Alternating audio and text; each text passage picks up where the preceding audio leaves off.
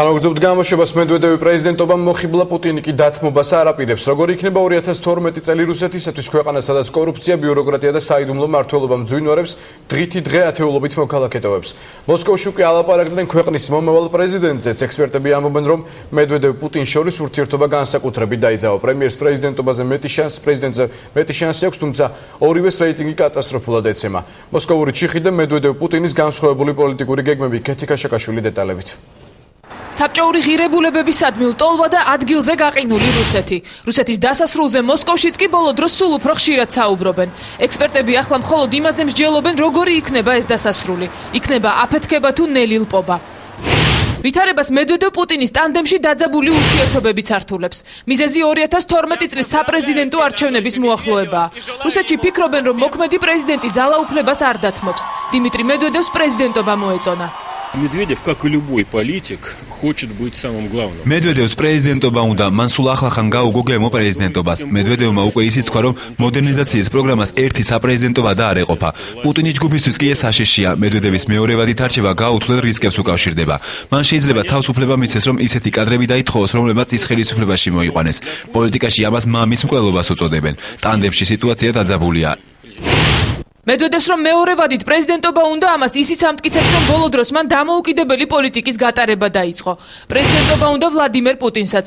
ექსპერტები ამბობენ, რომ დაპირისპირება მედვედევ პუტინს შორის წინასაარჩევნოდ პიკს მიაღწევს. კვლევები აჩვენებს, რომ პუტინს მედვედევზე უკეთესი პოზიციები აქვს, თუმცა მისი რეიტინგიც დღითი დღე ეცემა. რუსეთს არ გააჩნია იმის პოტენციალი, რაც ადრე ჰქონდა. ჩემი აზრით, ხელისუფლების მიერ არჩეულმა პოლიტიკამ ქვეყანაზე ცუდად იმოქმედა. რუსული სახელმწიფოს სისუსტეს მაჩვენებელი კი ისაა, რომ საბჭოთა კავშირის დანგრევა ჯერ არ დასრულებულა. რუსეთის იმპერიის დაშლის შიდა პროცესი გრძელდება. მე ვფიქრობ, რომ პუტინი დომინანტი ფიგურაა. ღრმად ვარ დარწმუნებული, რომ იგი 2012-ში დაუბრუნდება პრეზიდენტის თანამდებობას. შეიძლება პუტინმა მედვედევი პრემიერ-მინისტრის თანამდებობაზე დანიშნოს. ქვეყანა, რომელსაც ყოველწლიურად ათეულათასობით ადამიანი ტოვებს. მიზეზი გაუსაძლისი ბიუროკრატია, კორუფცია და საიდუმლო მმართველობა, რომელსაც პრაქტიკულად კონკურენტი არ ყავს.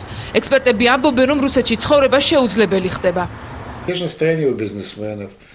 მე გეტყვით, როგორი განწყობა აქვთ ბიზნესმენებს. ისინი იმავეს ამბობენ, რასაც 96 წელს არჩევნების წინ ამბობდნენ. პუტინი თითქოს არც კომუნისტია და არც სტალინი. მას არ შეუძლია მასობრივი რეპრესიების გატარება, მაგრამ ბიზნესისთვის ეს მაინც დასასრული იქნება, ისევე როგორც რუსეთისთვის, რადგანაც ბიზნესის კეთება აქ მხოლოდ პუტინის უახლოეს მეგობრებს შეუძლიათ. 2012 წელს პუტინის პრეზიდენტად არჩევას მედვედევი ხელს ვერ შეუშლის. ის სრული არარაობაა. უკვე მმართველ გუნდშიც კი ვეღარ მალავენ, რომ რუსეთში ვითარება ჩიხში შევიდა და მალე პრეზიდენტის სკამისთვის დაუნდობელი ბრძოლა დაიწყება. ყველაფერი იმაზეა დამოკიდებული, რამდენად წარმატებული იქნება მოდერნიზაციის ის პოლიტიკა, რომელსაც მედვედევი ატარებს. თუ ეს პოლიტიკა არ გაამართლებს, მაშინ პუტინს ხელისუფლების სათავეში დაბრუნების ამბიცია გაუჩნდება. იმედი მაქვს, მნიშვნელოვან გადაწყვეტილებებს პუტინი მედვედევთან ერთად მიიღებს. პოლიტოლოგები ამბობენ, რომ რუსეთში პოლიტიკური ვითარება იცვლება.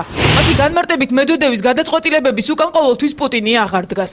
ამას ადასტურებს მედვედევის ახალი გეგმებით სწრაფვა ნატოსკენ და დაახლოება ვაშინგტონთან. რუსი ექსპერტები ამბობენ, რომ პუტინის და მედვედევის მთავარი მისია ახლა იმის ჩვენებაა, თუ როგორ ვითარდება რუსეთი, თუმცა მათივე თქმით, რუსეთი მუხლებზე სულ უფრო და უფრო ეცემა.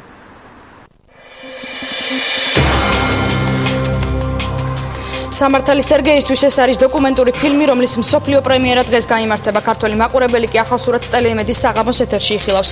უდანაშაულო იურისტის ამბავი, რომელიც სახელმწიფოს ძალაუფლებას დაუპირისპირდა და კორუფციასთან ბრძოლას საკუთარი სიცოცხლე შესწირა. ნახეთ ქრონიკის მეორე